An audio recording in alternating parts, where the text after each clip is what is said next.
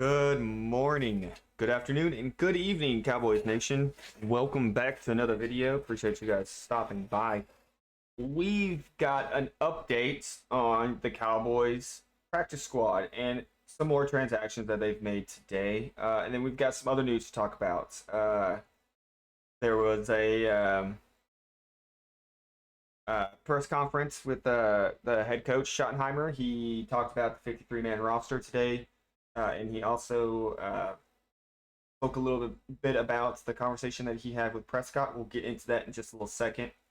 I got a little clip that we'll watch from the press conference when he talked about it. But I do want to talk about the practice squad. We talked about the 53-man roster in a previous video that I've posted on the channel. You check that out. Please and thank you. But yeah, we'll go over that. These are all the following players that they've signed today on the practice squad. Backer, Justin Barron. Wide receiver, Jalen Brooks. Defensive tackle, Ernest Brown. Guard, Sadiq Charles. Tackle, Jerome Christian. Safety, Elijah Clark. Wide receiver, Jalen Cropper. Running back, Malik Davis. Tight end, Rivaldo Fairweather. Tight end, Princeton Fant. QB, Will Greer. Corner, Keemon Hall. Wide receiver, Treshawn Holden. Linebacker, Buddy Johnson. And cornerback, Robert Rochelle. I had a feeling that a lot of these players that I just named that were released or waived yesterday by or before 4 o'clock were going to end up back on the practice squad. Like these 3 players I thought were going to be back on the practice squad for sure. I had a feeling that Treshawn Holden here was going to be back on was going to be back. I had a strong feeling that Sadiq was going to be back on the practice squad as well. I really wasn't too surprised. Malik Davis wasn't really surprised about that either. We signed him before our second preseason game, so doesn't shock me that they added him to the practice squad. I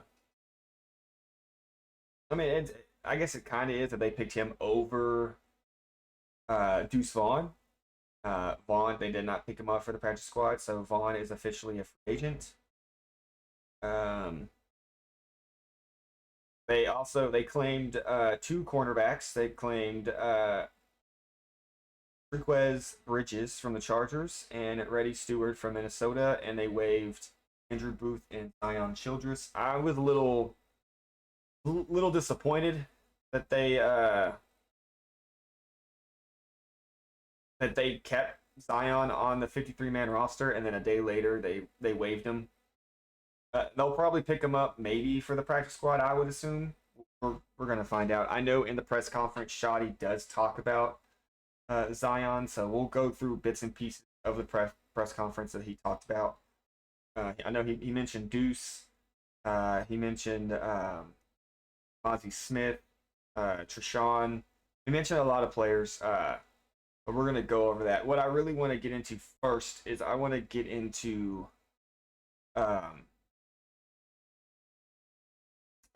what he said about Parsons. Now, this I do not own the rights to this video. The rights to this video is owned by the Dallas Cowboys, so no copyright infringement is intended. I love the Cowboys. Cowboys, please do not hate me for posting this. Using a clip from one of y'all's videos. Here we go. See what he says. The Micah update. Did you talk to him Sunday about his body language? Number one. Yeah, Mike and I had a long conversation. Probably talked for an hour about a lot of different things and addressed a number of different issues and things like that. And at this point, I'm going to keep that between he and I. But we had a very, very good conversation. Okay, moving forward, obviously this is all about September 4th. I know you say you believe he's going to be on the field. What does he need to get to practice and ramp up to get to that point where you can be confident he can play against the Eagles? Yeah, well, I think, again, that's always the story, it's different for everybody. The fact he's been here gives him a little bit of a leg up on the fact that he knows the defense, and that could be a completely different story if he wasn't here.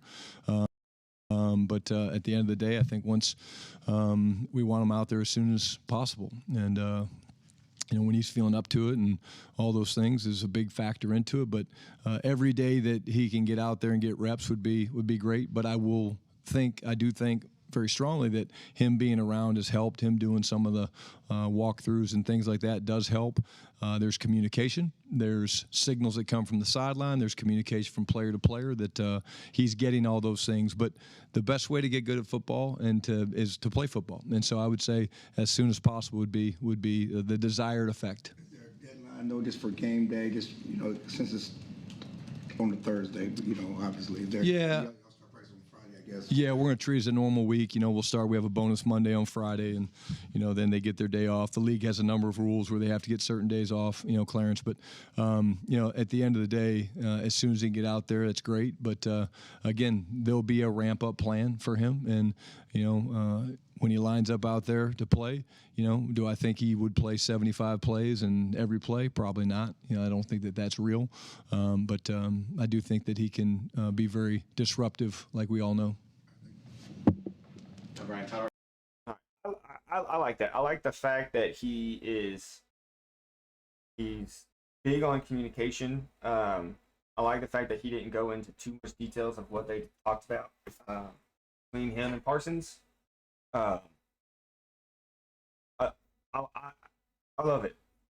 I love what he had to say. Of course, there's going to be a ramp up period. I don't expect Parsons not to play. I expect him to play. I don't think he's going to play every snap. Of course, I think it's kind of going to be the same situation that we did with Dak. They're probably going to sign him a day or two before the game.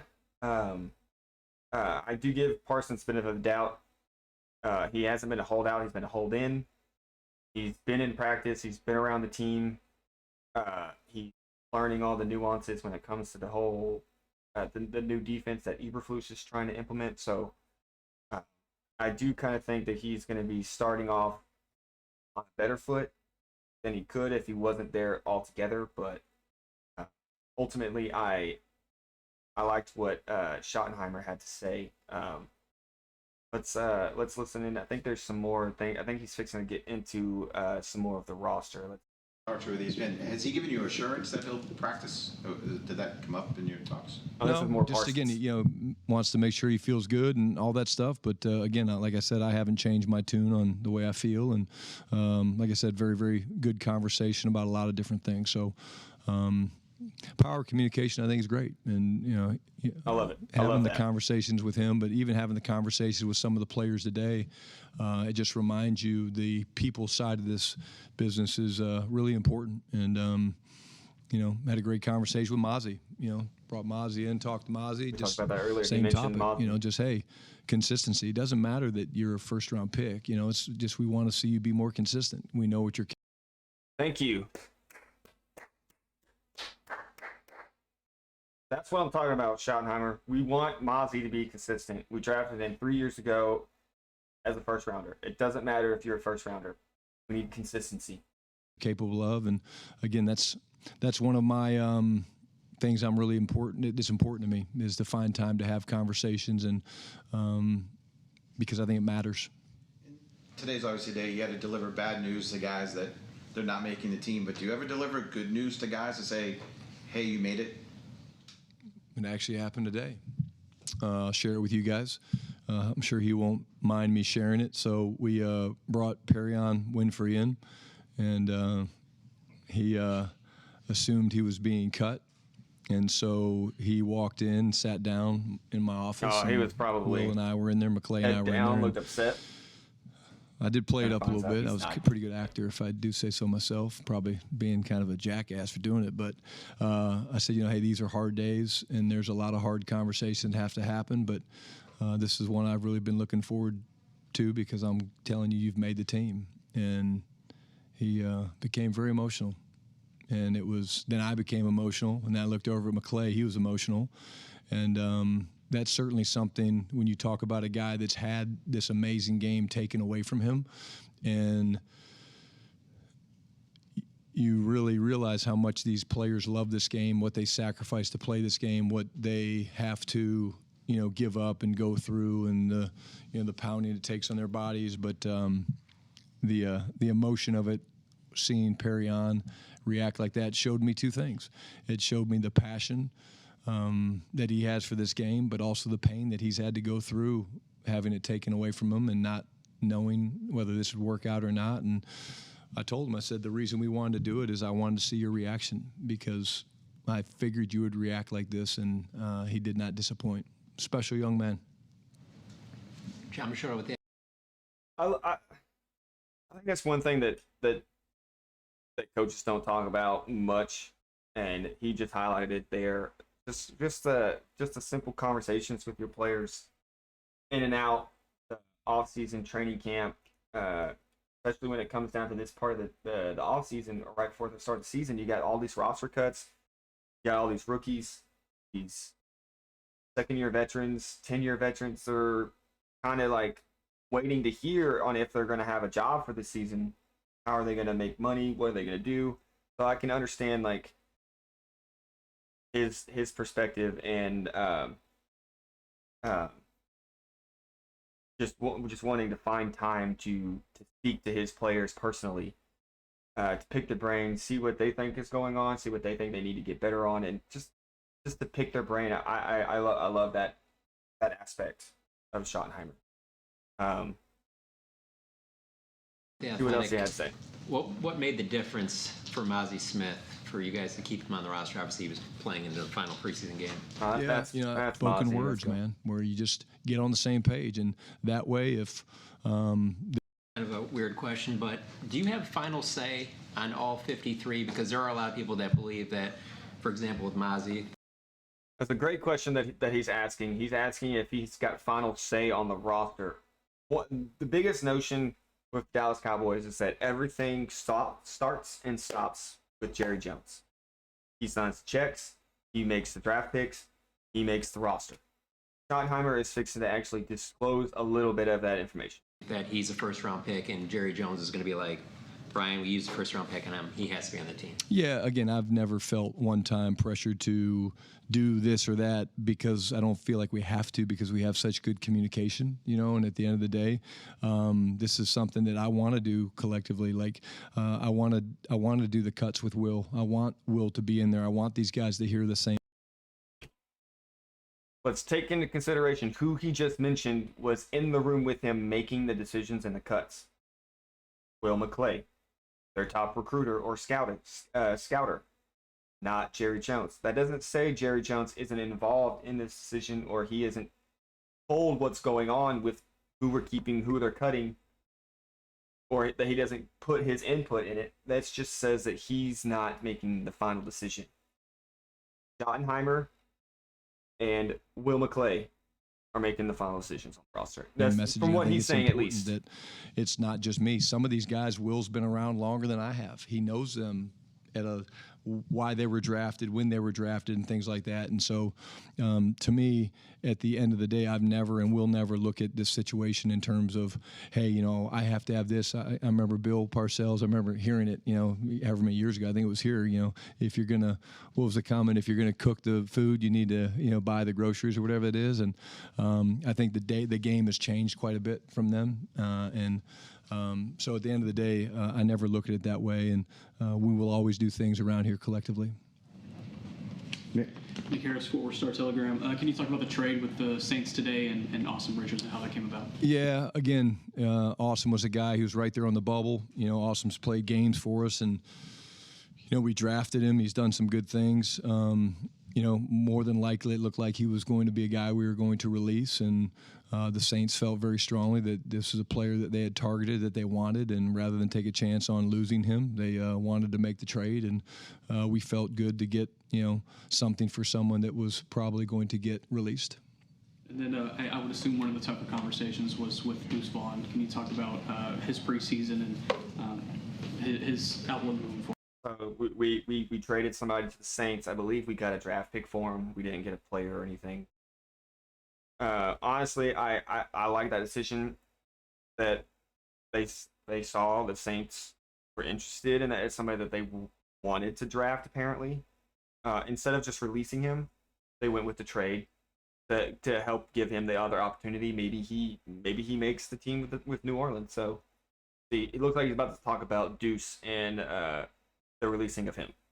Yeah, had a great conversation with Deuce. Such an incredible young man, damn good football player. So those are the hard ones. But again, you have real conversations, Nick. You sit down and you say, hey, look, at this point, this is about what's in the best interest of you, Deuce. And sometimes a change of scenery is a good thing. And, if that's what he decides, then we certainly support that in terms of, however the practice squad thing plays itself out. But, I could not speak enough great things about Deuce and the type of football player he is.